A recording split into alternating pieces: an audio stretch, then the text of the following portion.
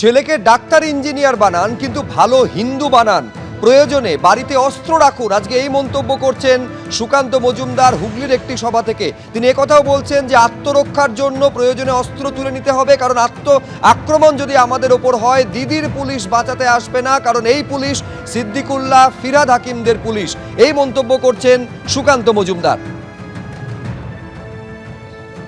যদি নিজের ধর্ম সংস্কৃতি আগামী প্রজন্মকে বাঁচাতে চান, ছেলেকে ডাক্তার ইঞ্জিনিয়ার যা বানানোর বানান, ভালো হিন্দু বানান, তার সাথে যে নিজের ধর্মের প্রতি সমর্পিত হবে। আর বাড়িতে একটা করে ধারালো অস্ত্র রাখুন।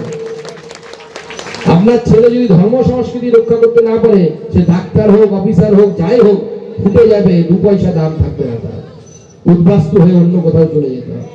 তাই এখনো সময় আছে, নিজের ধর্ম রক্ষার অধিকার সবার আছে। তাই ধর্ম রক্ষার জন্য সকলে একত্রিত হন। যেখানে যেখানে সম্ভব হবে ছোট মাপের হোক, এই ধরনের মন্দির তৈরি করুন, বজরংবলীর মন্দির তৈরি করুন। আমরা কাউকে আক্রমণ করতে যাবো না, হিন্দু সমাজ কোথাও কোনো আক্রমণ করতে যায় না, কিন্তু আক্রমণ হলে নিজের আত্মরক্ষার অধিকার তো আছে আমাদের। বাঁচতে তো হবে, আপনাকে পুলিশ আসা পর্যন্ত তো বাঁচতে হবে। নরেন্দ্র মোদী বিএসএফ নামাবে, অমিত শাহ নামাবে, সেই অবধি তো বাঁচতে হবে। ততক্ষণটা বাঁচাবে কে? দিদির পুলিশ তো বাঁচাবে না, কারণ ওটা ফিরহাদ হাকিম সাহেবের পুলিশ। দিদির পুলিশ তো বাঁচাবে না, কারণ ওটা সিদ্দিকুল্লাহ চৌধুরীর পুলিশ।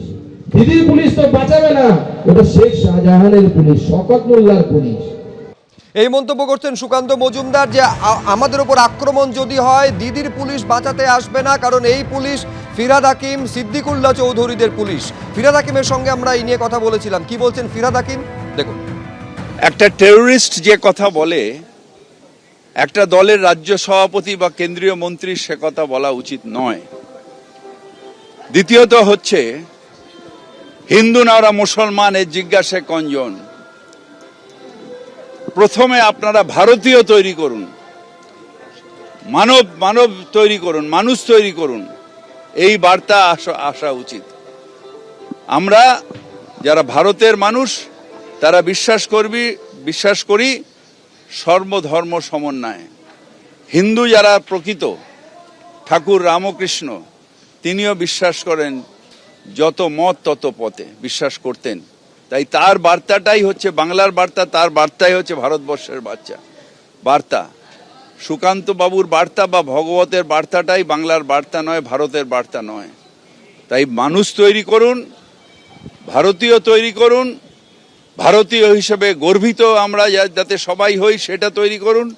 বাঁকুড়ার ওন্দার বিজেপি বিধায়ক অমরনাথ শাখার মন্তব্য, যেখানে তিনি বলছেন যে যখনই কোনো অনুপ্রবেশকারীকে নিয়ে সন্দেহ হবে সঙ্গে সঙ্গে তাদেরকে নিয়ে সতর্ক থাকবেন, তাদেরকে জিজ্ঞাসাবাদ করবেন। এমনকি এই অনুপ্রবেশকারীদের নিয়ে সম্পূর্ণ রাজ্যের মুখ্যমন্ত্রীকে পর্যন্ত নিশানা করেছেন তিনি। কথা বলছেন যে ছদ্মবেশে বাঁকুড়ার বিভিন্ন প্রান্তে বাংলাদেশিরা ছড়িয়ে পড়ছে, ভোটার কার্ড তৈরি করে নিচ্ছে বাংলাদেশিরা। কি বলেছেন অমরনাথ শাখা দেখুন। বাঁকুড়া জেলাতেও সংখ্যালঘু সম্প্রদায় বাংলাদেশি মুসলমানরা বিভিন্ন ছদ্মবেশে ভোটার কার্ড চেঞ্জ করে বিভিন্ন জায়গাতে আস্তানা গাড়ছে।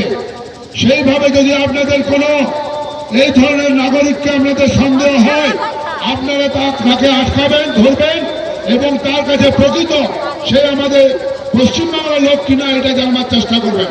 কারণ চারদিকেই ছড়িয়ে গেছে, তারা পশ্চিমবাংলাটাকে বাংলাদেশ করার পরিকল্পনা করছে। আমাদের রোজগারের টাকা আজকে বিশেষ এক সম্প্রদায়কে দিয়ে মমতা ব্যানার্জি পশ্চিমবাংলাকে বাংলাদেশ বানাতে চাইছে।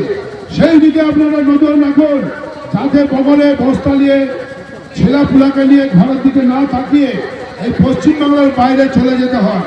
আমরা ভাবছিলাম ঝাড়খণ্ডে যাবেন, ঝাড়খণ্ডে কি ঢুকবেন?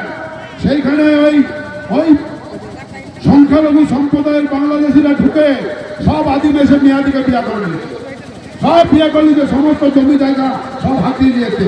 সেই রকম অবস্থা আমাদের এখানে হচ্ছে। পশ্চিমবাংলাকে একটা বাংলাদেশ বানাবার একটা চক্রান্ত এই তৃণমূল কংগ্রেস সরকার এটাতে অঙ্গাঙ্গিভাবে জড়িত আছে। ফিরহাদ হাকিমের যে বক্তব্য, একজন দেশদ্রোহীর মতন বক্তব্য, তাকে অবিলম্বে গ্রেপ্তার করে জেলে ঢুকানো উচিত। এটা তো সব তো অবৈধ। এখানে যে পুরো কারখানা খুলে দিয়েছে পশ্চিমবাংলায়, পুরো কারখানা চলছে বাংলাদেশি দিকে ঢুকাবার কারখানা। আমি তো পার্ক স্ট্রিটে মাঝে মাঝে আমাদের থাকি, যে হোটেলগুলোতে মানুষ ঢুকবার জায়গা থাকবে না। এই কদিন আগে গেলাম দেখি সব হোটেল খা করছে, কারণ পুরোটাই বাংলাদেশিদের দখলে ছিল।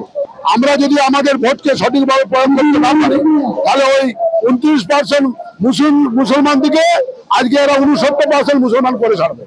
সম্পূর্ণভাবে রাজ্য সরকারের উদাসীনতা নয়, রাজ্য সরকার সক্রিয়ভাবে মদতে আজকে এই ধরনের জঙ্গি কার্যকলাপ বিভিন্ন জায়গাতে ঘটাচ্ছে এই বাংলাদেশি সংখ্যালঘুরা।